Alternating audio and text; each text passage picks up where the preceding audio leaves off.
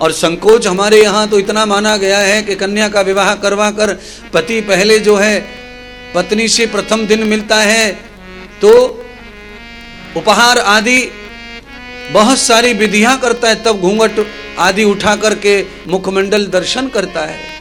ऐसे ही पूरे बदन का दर्शन करने की परंपरा हमारे सनातन धर्म में नहीं है।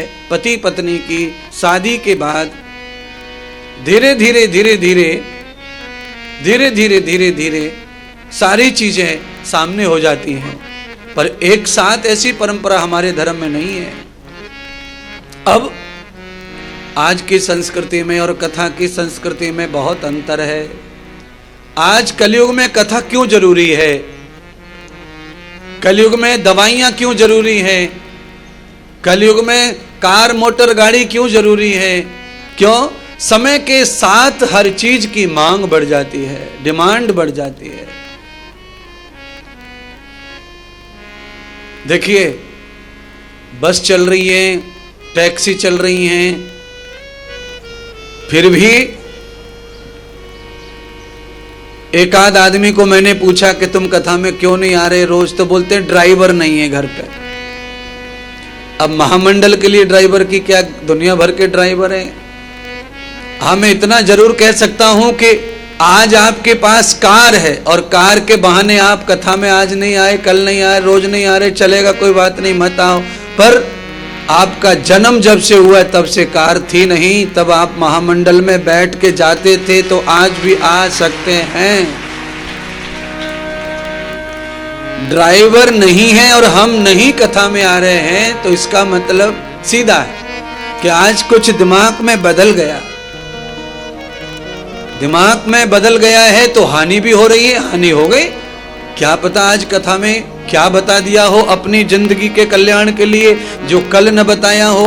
आज जो बात बताई गई हो वही मेरे लिए सबसे जरूरी थी, पर ड्राइवर नहीं इसलिए आ नहीं पाए, तो वो जरूरी बात सुन नहीं पाए, नुकसान तो अवश्य होगा। इसीलिए धर्म कार्य को पूरा करने के लिए, अपने नियम को पूरा करने के लिए दिल में जुनून होना चाहिए। पैदल भी चल के आया जा सकता है। आने वाले का दिल अगर गुदगुदा रहा है तो आदमी आ ही जाता है महाराज।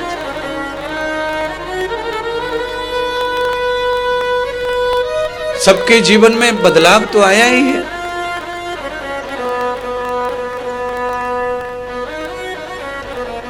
बस से जाना पड़े तो लोग शादियों में नहीं जाते, जिन पे कार बार की आदत हो गई है। वो बस है, कार में कुछ हो गया नहीं जा रहे शादी में।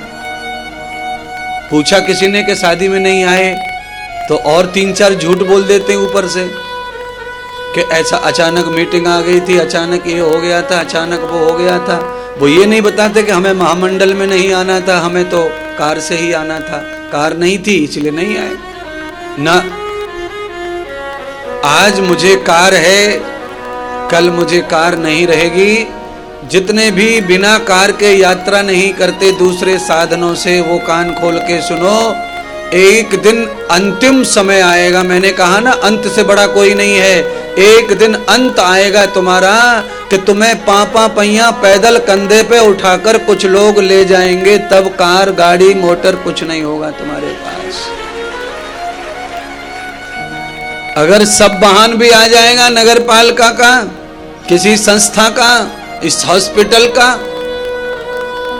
सब वाहन भी तुम्हें ले जाएगा, तो भी 100 फुट दूर से उतार लिया जाता है मुर्दे को। शमशान में थोड़ा पैदल ले जाने की परंपरा है, 100 कदम। और ये 100 कदम इसलिए पैदल ले जाते हैं कि इसका अहंकार इसका समाप्त होना चाहिए कि तुझे पापा पैया ही चलना पड़ेगा, पाए पाए ही जाना पड़ेगा। क्यों? फिल्म वालों ने क्या लिखा गाना, क्या लिखा है? न हाथी है न घोड़ा है, वहां पैदल ही। हाँ, ये हो गया कविता। अब इसको गाने के मूड में गा लो। है? आगे गाओ। सजन रे झूठ के पास जाना है। मतलब यह है कथा में आना या सत्संग में आना आपके लाइफ में जितना जरूरी नहीं है, इसलिए ड्राइवर का प्रॉब्लम है। अगर कथा मेरे जीवन में जरूरी है तो फिर मुझे ड्राइवर नड़ नहीं सकता। खंबा फाड़कर जैसे नरसिंह निकल आए थे, ऐसे ही मैं निकल आऊंगा सावखेड़ा आश्रम के लिए फाड़ कर। फिर नड़ता नहीं है ड्राइवर, फिर कार नहीं नड़ती है मुझे, फिर मुझे कुछ नहीं नड़ता है। मुझे तो कुछ नड़ता नहीं है भाई,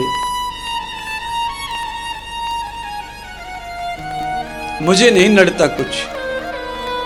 मैं तो कार्य करना है तो फिर किसी साधन के भरोसे नहीं रुकना चाहिए। कार्य करने का भाव और दिल और जुनून होना चाहिए। ईमानदारी अंदर होगी तो कार्य अपने आप करने का ताकत भी आएगी, साधन भी आएगा। अब ये साधन क्या है? साधन है 4 पैर वाली कार होती है, 3 पैर वाला ऑटो होता है। अच्छा, ऑटो में बैठ के आ जाएंगे तो क्या घट जाएगा अपना बताओ भाई, क्या घट जाएगा इतना बता दो।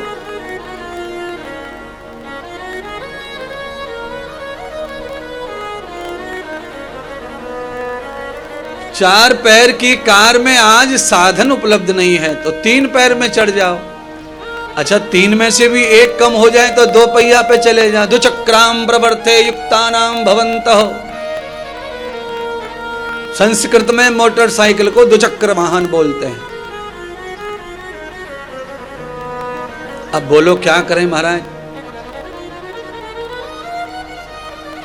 ऐसा नहीं है कि आप इसका उपयोग नहीं करते। जिनके घर में कार है उनके घर में स्कूटर भी है, मोटरसाइकिल भी है। इसका मतलब सीधा है कि आप स्कूटर पे भी चलते हो, मोटरसाइकिल पे भी चलते हो। मर्सिडीज जिनके घर में है, बड़ी बड़ी कार है, यानी डिफेंडर जिनके घर में, उनके पास भी मोटरसाइकिल है। यानी मुझे छोड़ दो तो है सबके पास। तो बताओ मोटरसाइकिल क्यों खड़ी है दरवाजे पे? अगर आप नहीं चलते तो चलते तो हैं। इसीलिए एक और ज्ञान ले लो, जहां तलवार काम नहीं करती वहां सुई काम करती है। अच्छा बोलो, तलवार को तुमने कभी किसी को सिलते देखा है? नहीं देखा है। तो तलवार का काम क्या है? तलवार का काम बिल्कुल सही बात है, दूसरा कोई उपयोग नहीं है उसका। तलवार का काम काटना ही है, पर सुई का काम क्या है? कमाल है बिल्कुल। अच्छा, दोनों ही लोहे से बनी है ऐसा मान के चलो, दोनों स्टील से, लोहे से, पीतल सबसे बन सकता है। दोनों का काम अलग है। तलवार अपना काम करती है, सुई अपना काम करती है। कभी कभी ऐसी भी मुश्किल हमारे जीवन में आती है कि हमको अपनी कार छोड़कर पैदल पैदल गलियों में जाना पड़ता है। कोई गली ऐसी रहती है सकरी, जहां जरूरी है जाना, जाना ही जाना है। हाँ, बहुत सारे लोग हैं ऐसे बड़े बड़े। हाँ, कभी मरे गिरे में बैठने के लिए जाओ और उसका घर अंदर गली में हो तो कार कहाँ खड़ी करनी पड़ेगी? जहां कार जा सकती है वहां खड़ी करनी पड़ेगी, जहां कार जा नहीं सकती है वहां कैसे ले जाएंगे? तो कार तो छोड़नी पड़ी। व्यवहार अगर निभाना है तो ये छोड़ना पड़ेगा बकवास। इसीलिए साधनों का उपयोग करें, पर साधनों का उपयोग करें, साधन का नहीं। एक के भरोसे रहकर कभी आप आगे नहीं जा सकते। साधनों के बारे में, ईश्वर के बारे में नहीं है एक का, ईश्वर के बारे में तो एक ही ईश्वर का भरोसा करके सब कुछ हो सकता है, पर साधनों के साथ जुड़ के ही जीवन को आगे बढ़ाना है। जैसा समय पे उपलब्ध हो जाए उसका उपयोग करो और टाइम पे कथा में, टाइम पे जहां जाना है वहां पहुंच जाओ। है कम से कम 80% लोग ऑटो रिक्शे में आते हैं रेलवे स्टेशन पे।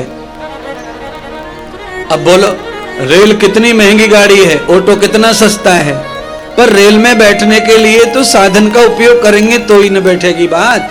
8 किलोमीटर घर है तो आना ही पड़ेगा, ऑटो से, कार से, कैसे भी आना ही पड़ेगा, बाइक से आना ही पड़ेगा, स्कूटी से आना पड़ेगा। इसका मतलब स्कूटी से आए, इतनी महंगी ट्रेन में आप बैठे, इतने महंगे हवाई जहाज में आप बैठे, तो इसका मतलब स्कूटी का वैल्यू नहीं है, उसका महत्व नहीं है। उसका पूरा महत्व है। हवाई जहाज में बैठने का जितना महत्व उतना ही स्कूटी का है, क्योंकि वो भी आपको हवाई जहाज तक लाइए, हवाई जहाज आपको और कहीं तक पहुंचाएगा। ये सब साधन है, छोटे से ही बड़ा हुआ है संसार में सब कुछ। छोटे में संतुष्टि करना जिन्हें आ जाता है, समय पर बड़ा बड़ा भी उनको ही प्राप्त होता रहता है। बड़े के चक्कर में जो पड़े रहते हैं उन्हें न छोटा मिलता है और न ही बड़ा मिलता है। आदि छोड़ जो साजी को धावे, दोनों में से एक न पावे। हमारे ब्रज में कहावत है ये, आदि को छोड़ साजी को धावे। कई लोगों में बड़ी मूर्खता होती है, उनको भूख लगी हो आधी रोटी दो तो वो आधी नहीं ना बोलते, ना पूरी दो, पूरी दो। आधी छोड़ साजी, साजी माने पूरी दे दो, और दोनों में से एक न पावे। थोड़ी देर आधी पूरी के चक्कर में ऐसा होता है कि जो आधी है उसे भी कोई खा गया, अब ले ले टिल ले ले ले, खत्म काम। अब क्या बचा है? अब कुछ नहीं बचा है। इसीलिए लौट के कथा में आ जाइए, संदेश हो गया। अब कथा का पुण्य भी ग्रहण करते चलो। यावते त्वया लक्षणं विधि त्वयां सर्वं भूय, स्मृति जातां त्वया पक्षौ निरोत्तमां बाधका पुरुषः।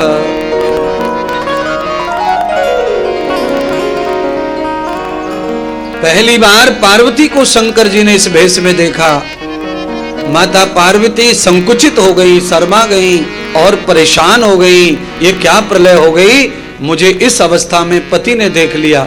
ये बहुत गलत बात है, मेरे लिए, समाज के लिए ऐसा नहीं होना चाहिए। ब्रह्म रूपम त्वावते कृताणाम,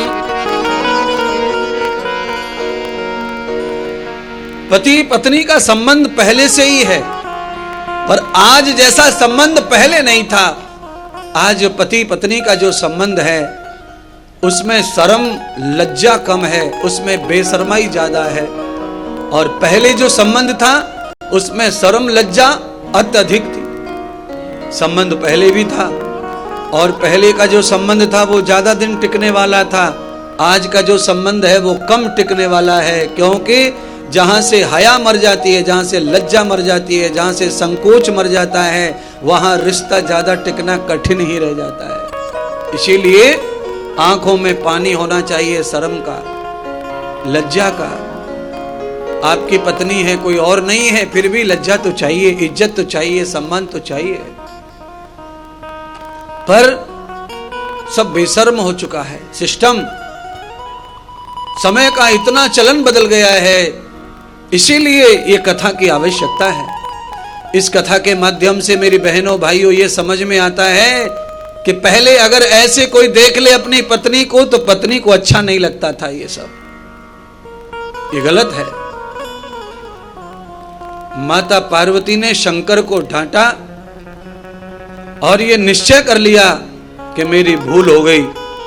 मैंने कार्तिकेय को विश्वास किया और कार्तिकेय को चौकीदारी पर रखा, दरवाजे पर बिठाया।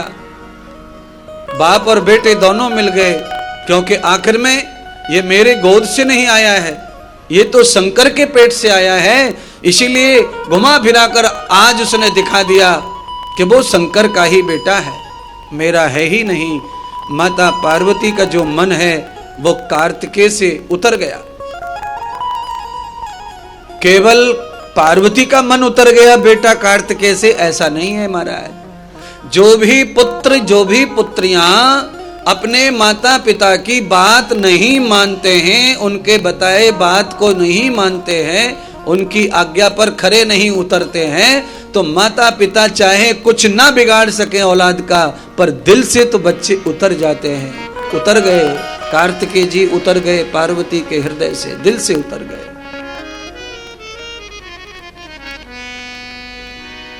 विलक्षण प्रकृति खड़ी हो गई महाराज। आज माता पार्वती अपने महल में स्नान कर रही है। शंकर का दर्शन इस तरह का करना, माता पार्वती क्रोध में शंकर भगवान को उल्टा सीधा कह दिया, आपने गलत किया है, यह कर्म उचित नहीं है।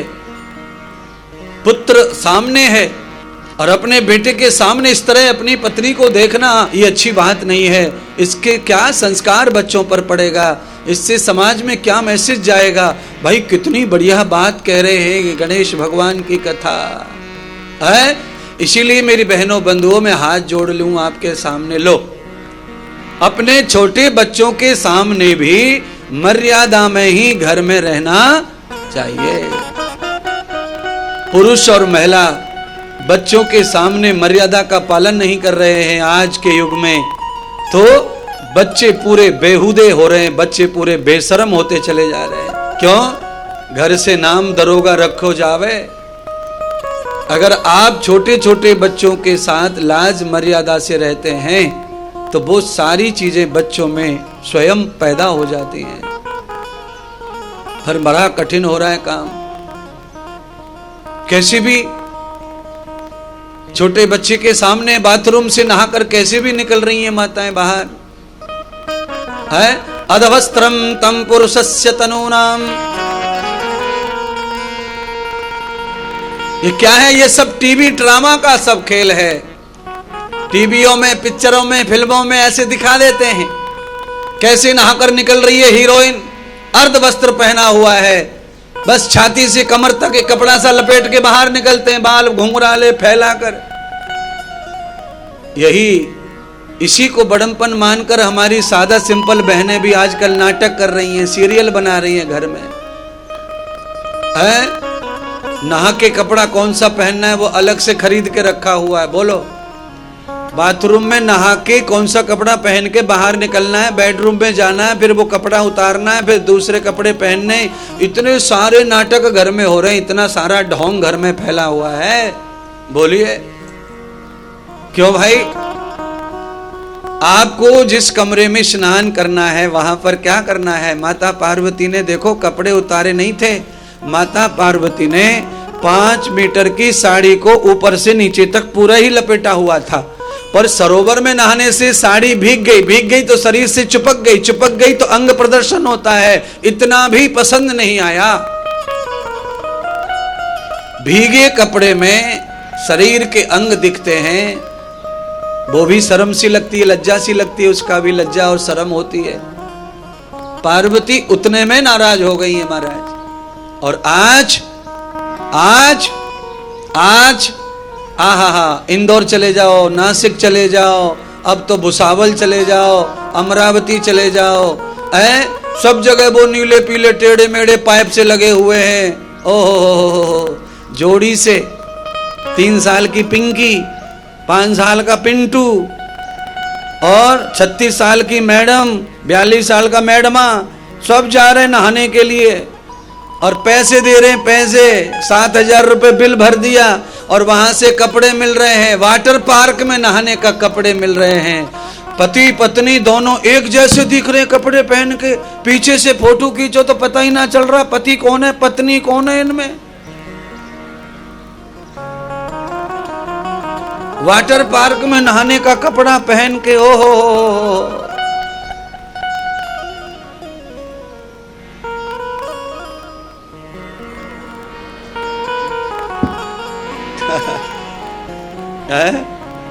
समझ तो लो। दोनों छोटे छोटे बच्चों के सामने मम्मी पापा अर्धनग्न अवस्था में सबके सामने नहा रहे, सबके सामने कुदन्ना कर रहे महाराज। और फिर आएंगे आधा भीग के नहा के, बाहर बैठेंगे कुर्सियों पे टांग धर के, बच्चे खेल रहे हैं और कॉफी पी रहे गर्मा गरम हो गए, फिर कूद पड़े पानी में।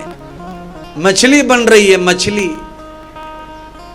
पैरों में ऐसे पहने, वो मछली बन के तैर रहे, मछली बन के। ओहो, छोटे छोटे बच्चों को 3 साल का बच्चा 4 साल का बच्चा वाटर पार्क में नहा रहा है मम्मी के साथ। अब बताओ इसका गुरु कौन है? इसे लुच्चा बनाने का कार्यक्रम कौन सिखा रहा है? माता पिता पैसे दे दे के बिगाड़ रहे, पैसे दे दे के सिखा रहे बिगड़ो बिगड़ो।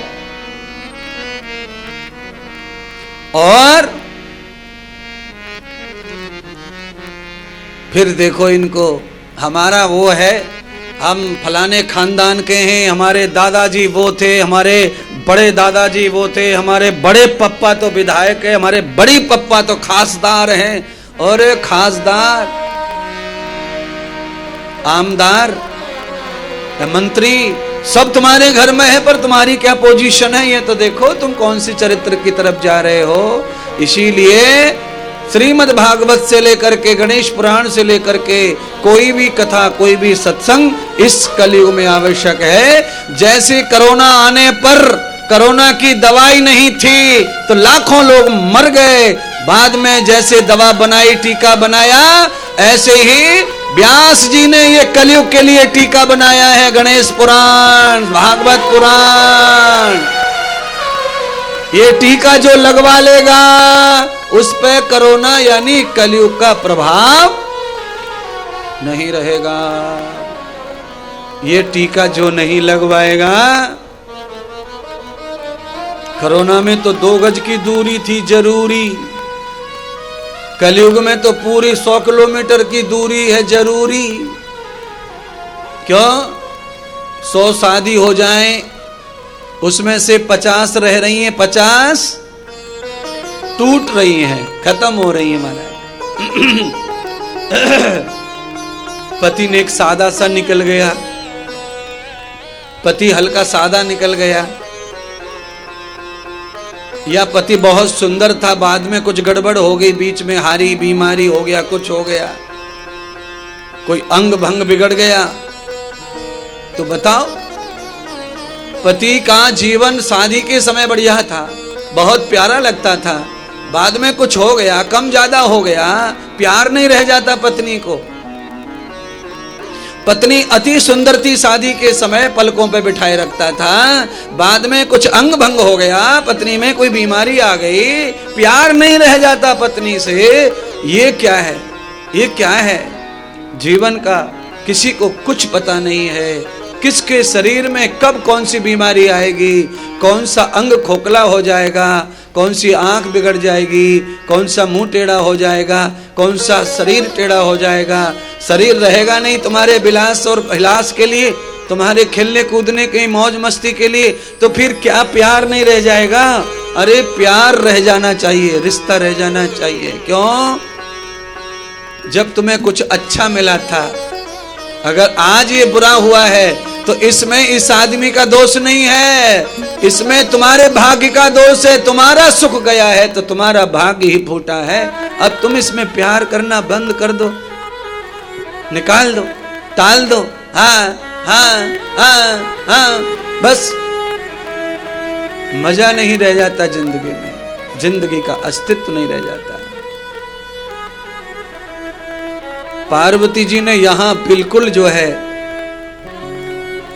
जो अच्छी औरत को करना चाहिए वही निर्णय लिया कि आपने गलत किया है तो गलत किया है, ये गलत है।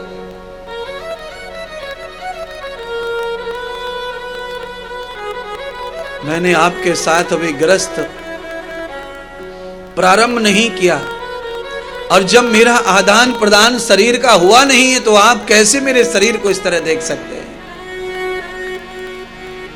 शंकर भगवान ने लाख क्षमा याचना की, समझाया, पर पार्वती जो है अपने मन में लेके बैठ गई, बात को भूलना नहीं चाहती।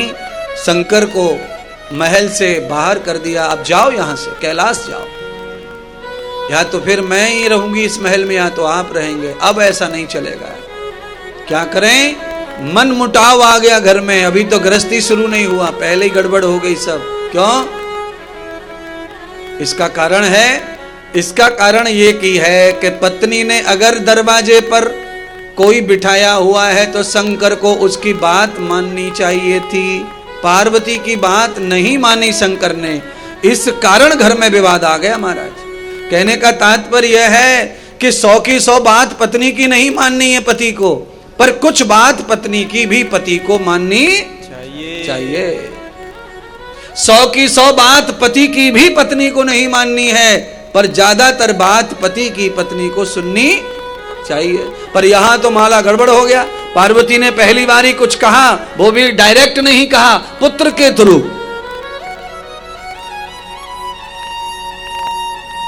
शंकर को रुक जाना चाहिए था, पर संकेत को न माने और नहीं रुके।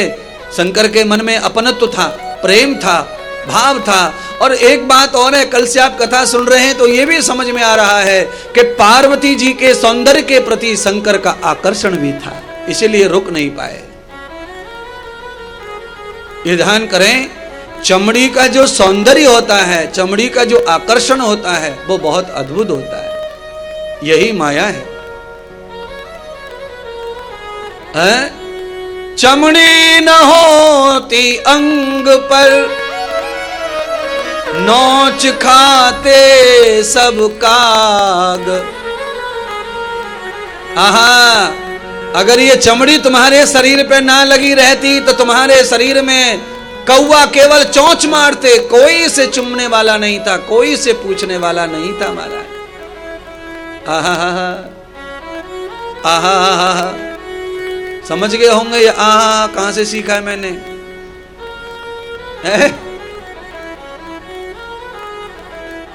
एक नया कथाकार हुआ है 2-3 साल में, वो बीच बीच में आ करता रहता है?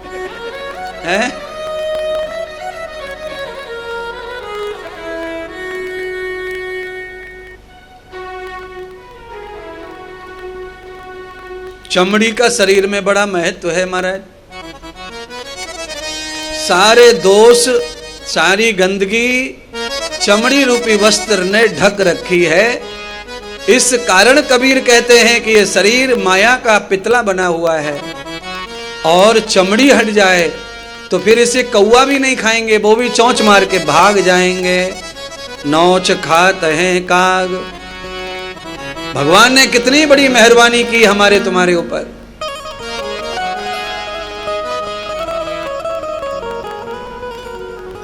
कौवे के लायक भी मानव का शरीर नहीं रह जाता। फिर सबके मांस कौवा खाता है, पर मानव का, इंसान का कौवा नहीं खाता मांस। कुत्ता भी नहीं खाता इसे।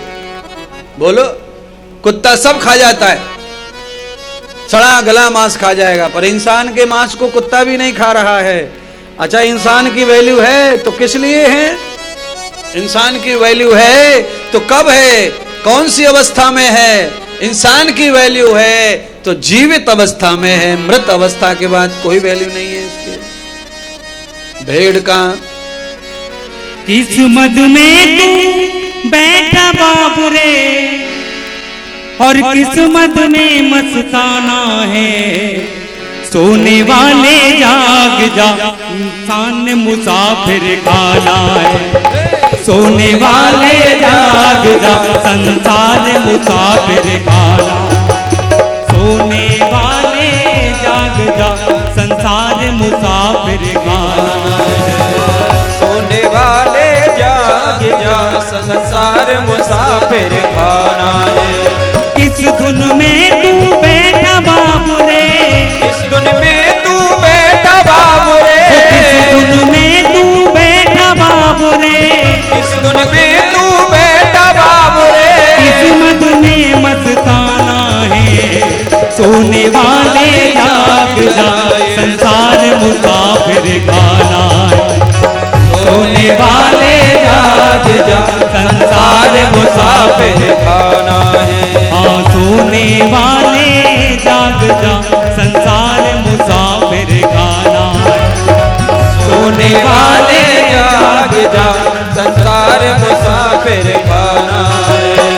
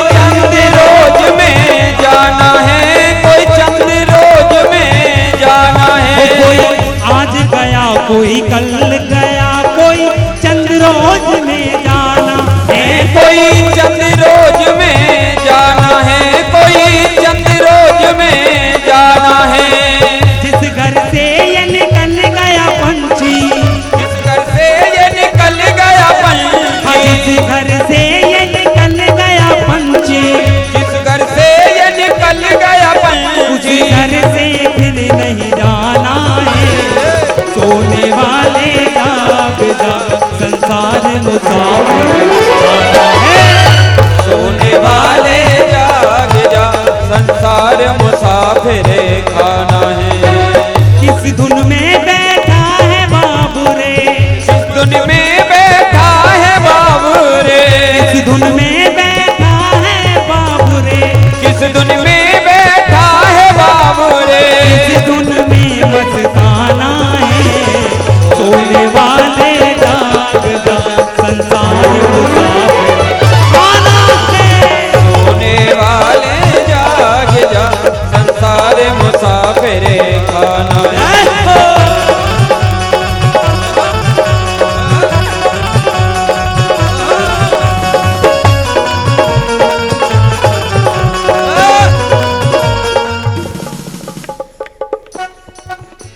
भजन की पंक्तियों को सुन लो, समझ लो,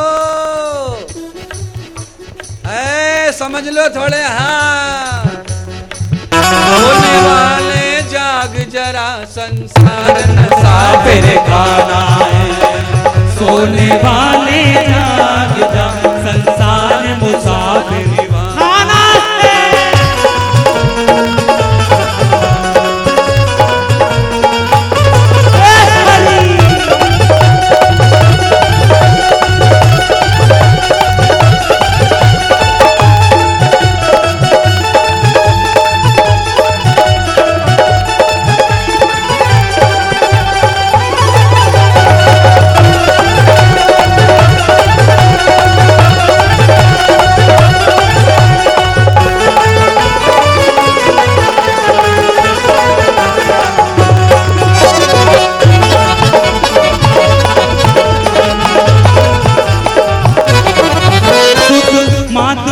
बांधव नारी धन धाम यही रह जाएगा, धन धाम यही रह जाएगा, धन धाम यही रह जाएगा। सुख मात पिता बांधव नारी धन धाम यही